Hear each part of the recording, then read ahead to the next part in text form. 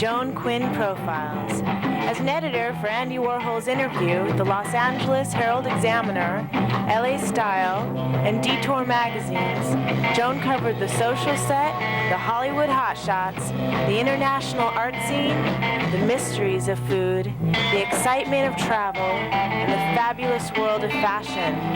Joan continues to find creative people on the cutting edge who make things happen. Here's Joan Agajanian Quinn. Hi, I'm Joan Quinn, and welcome to the Joan Quinn Profiles. Waiting to be profiled are filmmaker Rajnesh Domalpalli and performer Jacqi Bowe. Writer, director Rajnesh Domalpalli is from South India, where he was born. After earning degrees in schools in Mumbai and New York, he went to work as a computer engineer in the California Silicon Valley. What made you change your profession from being that computer geek to a hot filmmaker? I don't know whether I was ever a geek, but but I always loved everything that went around filmmaking, I think. You know, because even in school, when I was in IIT Bombay, I used to love writing short stories. But IT was an engineering school, right? Yes, IT was an engineering school, and there I would sit and doodle, draw, drawings and this and that and so on.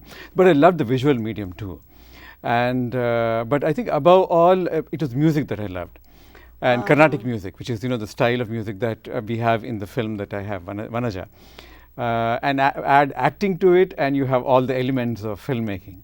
So I think it was always there in me. But how did you get out of it? And how did you got a scholarship, or you took the master's program at Columbia? How did you have the nerve to make the move? That was hard, Joan, because having to give up everything that you worked for was not easy. But I think I had gone on a trip to Cameroon in Africa. I had gone on a sabbatical. I was working for the World Wildlife Fund over there as a volunteer. And somewhere there, it kind of just triggered. I said, I have to see the world and do things other than sit at a computer screen.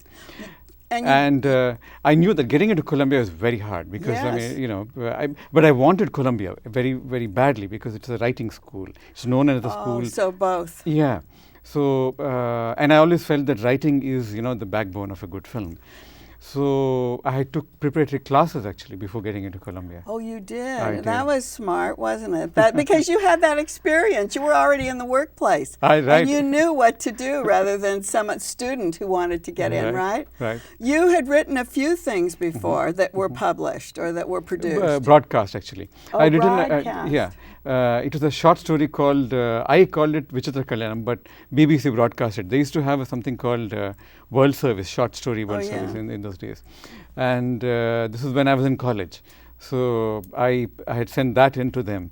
And they broadcast it and I think rebroadcast it also. How common is it for people who go to Columbia Film School to have their thesis be released commercially like your Vanaja is? Vanaja, is that right? Vanaja, yeah. Vanaja. Not very common because I think for a lot of students, I think, finding finances to make a feature is very hard because a lot of people try to look for, try to make short films, which is a perfectly valid thing to do because you're just starting. But is that part of your thesis, a short film? Is that what they ask you for? No, you can make a feature. You can? Yeah. And I chose to make a feature because I had made a lot of short films already, and I was kind of, okay, I've had enough of short films. And I was waiting to bite my teeth, in something bigger and, juicier. And I also needed space, I think. So, and India is much cheaper, so the costs of shooting are dramatically lower. And so I decided to go for it. So you went for it. And what was your inspiration? Because you had to pick something that was going to be commercially viable, right? Yes. See, or interesting. Yes. Because it's very interesting. Right. I started from a film that I'd seen a long time ago called Sophie's Choice. And there's a horrendous moment in that film. I decided to start from there, but as I began to write, the story just began to meander. And I suspect it's because if you don't know what it is to lose a child. If you don't have that experience, you can't really write about it. You mean from actually having a child, because it's the separation of Yes, mother exactly, and child. Exactly.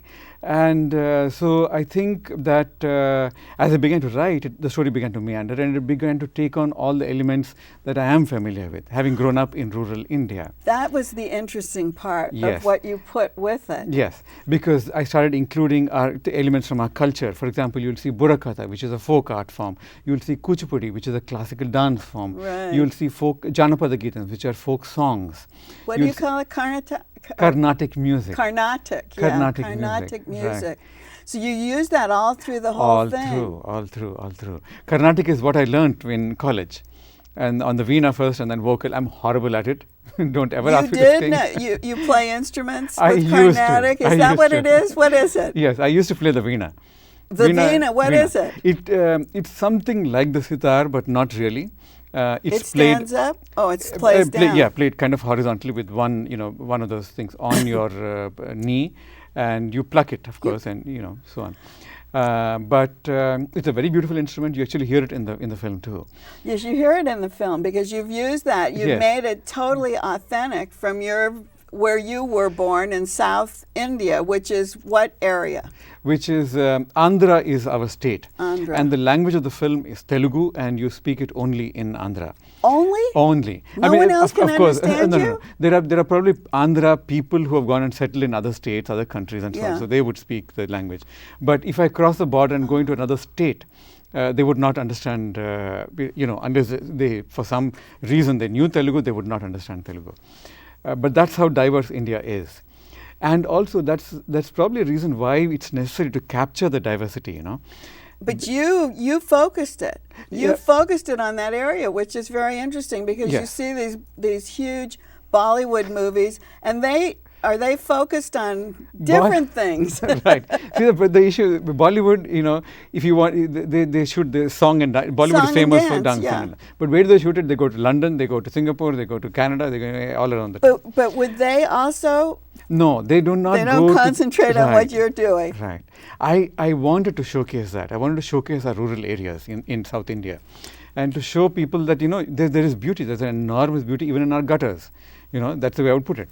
So and I think people have responded because the film has done well in festivals and so on and so forth. Yes, you've gone to a lot of festivals. Yes.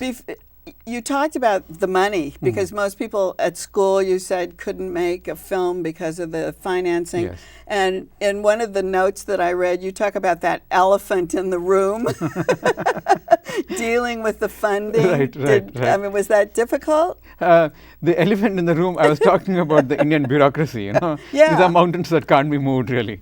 And without, their base being Right. greased with money. And so that's a problem that we have. But finding finances also is very hard for independent films. You see, because I tried in India, and in India, of course, unless the first question they would say, so who is your hero? And I would say, well, I don't have a hero. Then they would say, so who's your heroine? Then I would say, well, I don't have a heroine. Because, unless you have a woman with the correct dimensions, it doesn't count. Yeah, but you have kind of this girl is my star. Is your star. And she will stand up, I think, to any of their heroines. Yeah, she's beautiful. Absolutely. And that brings me to Mamta Bhukia, who plays Vanaja. She was 13 when I found her in a school and 14 when we shot the film. But you must have had a lot of people come to audition. Yes, I did. In fact, there were about 2,500 children that we saw. Wow. But, just saw, so to speak, very briefly. But 260 or so is what we called whom we called home and kind of audition. And, of course, she is the And finalist. she's wonderful. She Thank took you. your direction, I guess, very easily. She had to learn how to do that Kuchipudi dance. Yes. And she does it so well, and she has such attitude. Yes, I think she has such grace, an enormous grace. And But her expressions were so yes, great. Yes, she's naturally very expressive, Joan, because some people have that expressivity in their face, I guess. And but not just that, she's remarkably intelligent. I mean, as a child, she's learned acting in 1 year and dance in 10 months. But how long did it take you to make the film then? Had to be a year. Pre-production lasted for more than a year. I mean, it was about a year and 3 months or 5 months or something like that. But the shooting itself was about 3 months. The shooting was 3 months, Yes, but yes. she had to be all ready to shoot, right? So you had to was, train in fact, her. all of them. Because there are people in the film from labor camps and hutments and so on and so forth. There are people who, from vast, very diverse backgrounds. You had no professionals. I had no professionals. I love the story that you say you told them not to look at the cameras. Right, right. Was you- Because you see, in India, everybody wants to be on film. You take a camera and point it at a tree, and 25 faces will jump in. So your problem is to keep people out. So that was so to get extras, all we had to do was just come. And if you want to be in a film, then bring your bullock cart, because then we'll use it as a prop or something like that in the film. bring something so with we got you. them free. Oh, that was good. And, yeah. And there's I have a few photographs. You had Sure. Location Yes. in an old junky house that you made look really great. Right. That was hard because the place was overrun. There were snakes in it. There were bats in it. We had to clear it of all the vegetation. We had to paint it, and but it was really a lot of fun. I think. Talk about this. That particular scene. Uh-huh. That's one where Vanaja cuts her finger. She's slicing coconuts in and vegetables, Uh-huh. and she's practicing notes, Sarigama Padanisa, which is what Ramadevi, the landlady, has taught her. Uh-huh. And she cuts her finger on the knife and she balls her head off. She was very good. She was very good, very convincing, right? She didn't really cut her finger though. See, what else do we have here? We have the other scene where she's dancing Aigiri Nandini, the lower This left one? corner. There she's invoking goddess it's a dance, and she's portraying the birth of the goddess Durga, a very powerful goddess. She's acknowledged as the mother of the universe. And it's how she comes into being, how she fights demon Mahishasura, and that entire thing is actually captured in the dance. What did Nandini. what did you shoot on? We shot on Super 16, that is film, and then we then went to video, and then we did a DI, a digital intermediate of the entire film, and that's one of the reasons why you get that wonderful sense of color. Because we talked before about Sure. it being maybe in the 50s, Right. but it wasn't that saturated color that you see in an Right. Indian film. Right. It was more of a real color. Yes, that was very important, I think, because in fact, instead of me going and telling people like how to, dress this or dress that, or this is what I want and this is, not what I want, I just left it to people that we were working with, and they were able to, use their own experience. For example, I keep saying this: the way I would hang a picture on the wall would be, straight against the wall. Right. But when I went in that day and looked at what they'd done, they'd put a small strip of wood high up on the wall and made them all the photographs, old photographs, kind of hang looking down. So that was very indigenous of the area. Exactly. So Yes. what you saw was really people who live there Right. doing your sets. Right, exactly. That's exactly what happened, John. Because I used, people, their own knowledge of. I think that if you leave it to people to do something the way things are done normally in villages, that's what gives it that sense of authenticity. I think that was fabulous. Yeah. That's what I love the most. Thank you, Rajnesh. Thank you so much. So good to see you. And don't go away. We'll be right back with Jacqi Bowe.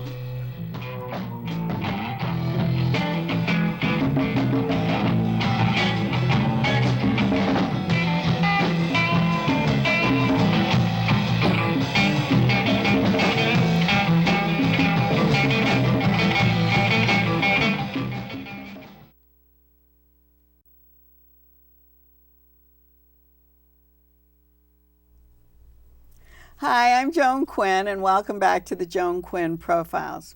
I'm here with performer, actor, singer Jacqi Bowe, who was born and raised in Salinas, California.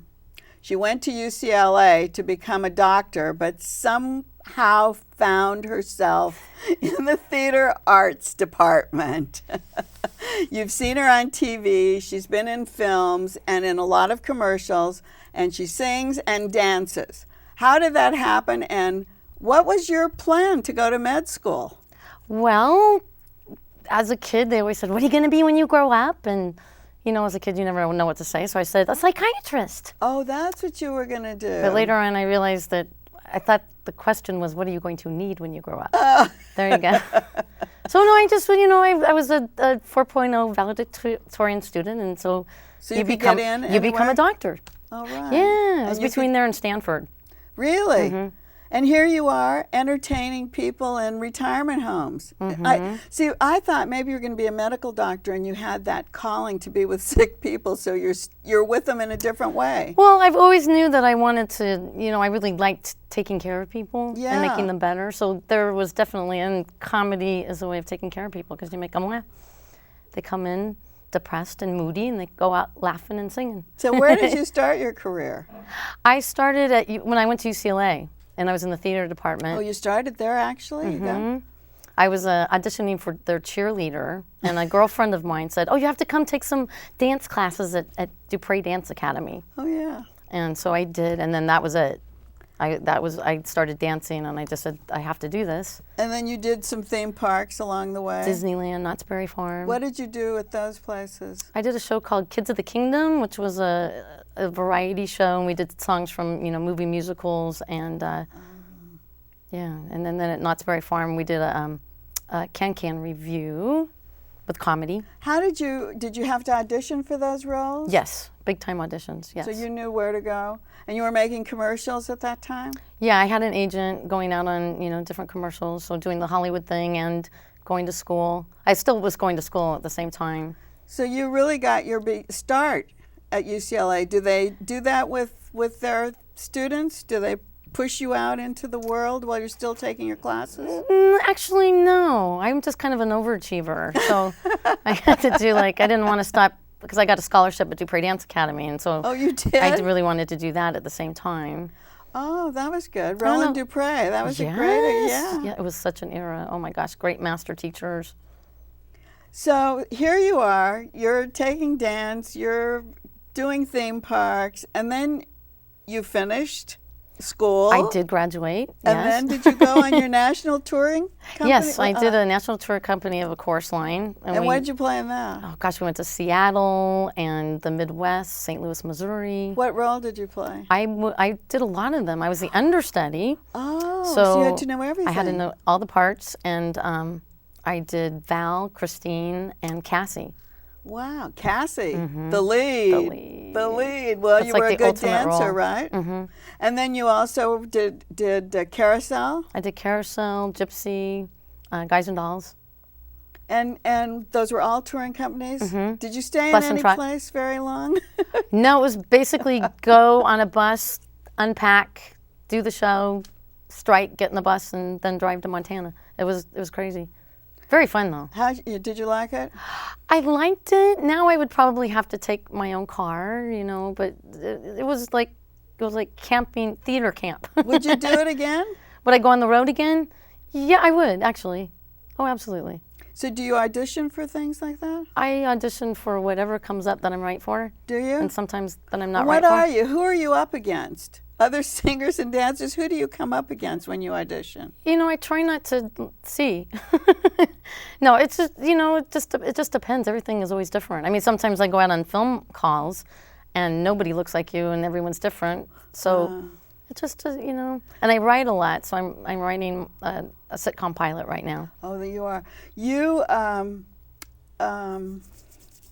took improvisation training. Right. Has that helped you in what you're doing now? Yeah, at this moment, hopefully. Yeah, because you're doing a different, no, not talking to me. I want the truth. I don't want any improv from you. You're doing a show now where you're taking yourself and your characters into what kind of venues? Theater.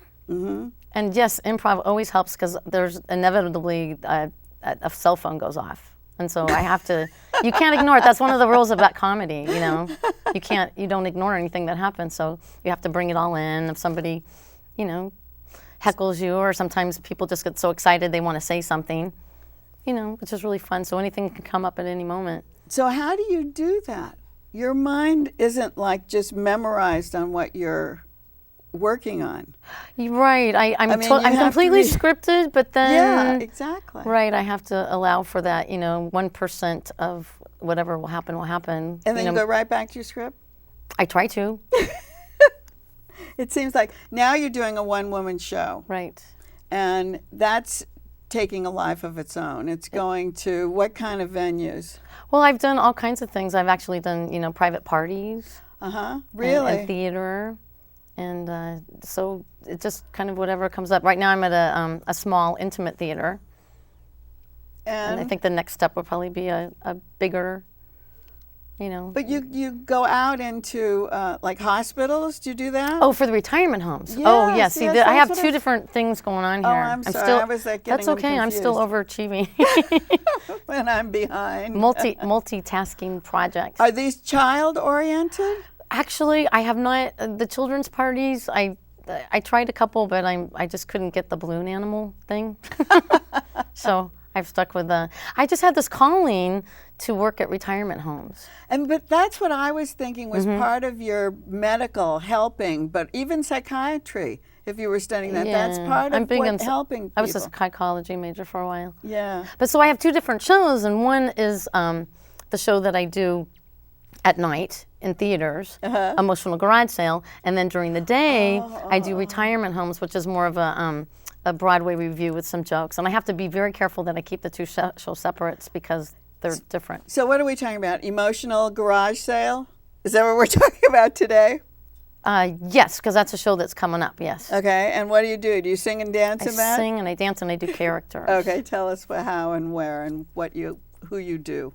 Well, it's called Emotional Garage Sale. It's about letting go of all the, the baby boomers were very self-absorbed and, caught up in the past, and everyone's healing from something, which is a good thing, but after a while. So this is a show about letting all that go and not being so self-absorbed. So I talk about myself for 90 minutes. Yeah, is it autobiographical? There's some, yeah, absolutely. And there's a part that I talk about, how I grew up in Catholic school. And then I play a nun, Sister Demetrius Denial. Oh, are you going to play some of these? Are you going to show us some of these things? I would love to. Okay. Would you like to, Sister? Yeah, of course. Okay, and I play a little guitar. You play guitar. Oh, I see. Just a little. This is a little guitar. Just a little guitar. Oh, wow. Don't ever take anything to the dry cleaners. No. Your little guitar. Is this what happened? These were better than the guitar because there's only 4 strings, so you tune it a little bit differently. You tune it in the key of C-E. Close enough. That doesn't even sound tuned. Oh, it is. It's okay. That was planned. So this planned is one dissonance. Of your characters. Sister Demetrius Denial. Because I had a really great nun, and she taught me that the stories in the Bible were not to be taken literally. They were metaphors and parables, morality tales. And so you do this while you're talking to the people, just like you're talking to us? Just like I am now. And what does the sister say?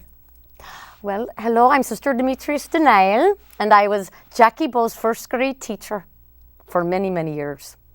It's not that she was a bad student or wasn't smart enough. No, it just was that she had a hard time moving on, making transitions, letting go. But finally, she wouldn't fit in the desk anymore, so we had to boot her out and put her where she belonged, in the 7th grade. We all have our cross to bear. I'm spiritually bipolar. Oh. So one day I performed random acts of kindness and the next calculated acts of beastiness. I collected canned food for the poor on Saturday, and on Sunday, I stole the collection money and treated myself to Cocos.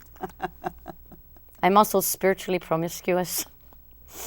I had a one-night stand with Unitarians, a fling with the Presbyterians. I even became a Latter-day Saint.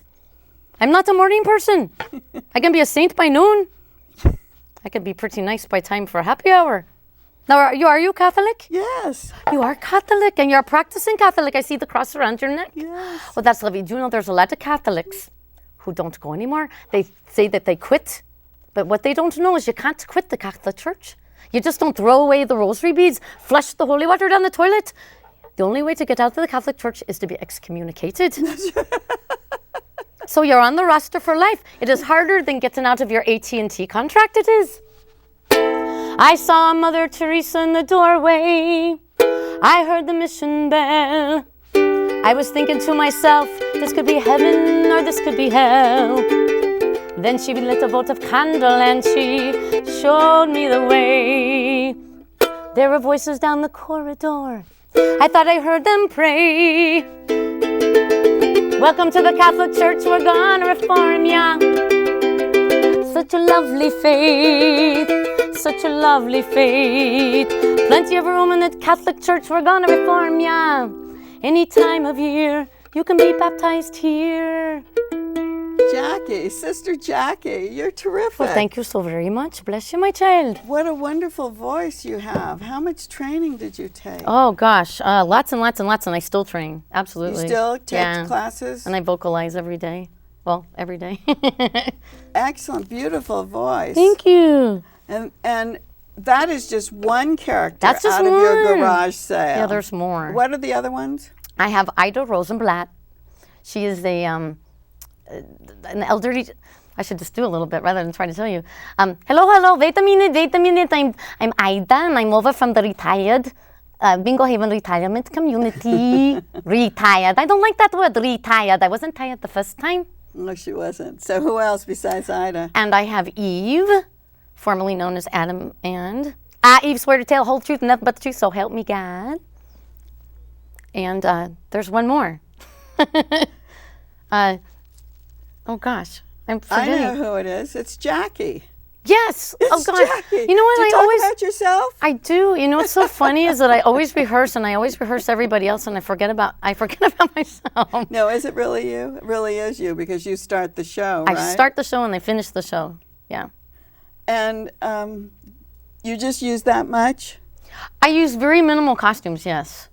Especially for Eve, but You don't use anything for well, Eve? I use fig leaves and I have a unitard too. Oh, you do? So it's implied nudity. Well, we loved having you today. And Well, I your love being sister here. was great. Thank you. That accent. Did you take accent lessons? I studied. I did tape stuff. And Yeah, you're very good. should I show you Thank the you. postcard or? Oh yeah, let's show the postcard and we'll say goodbye. And thank you for watching the Joan Quinn Profiles. Keep writing to 777 South Figueroa, 44th floor. And we'll see you next time. Oh, they can't read that. They want to see your picture. There you are. I didn't put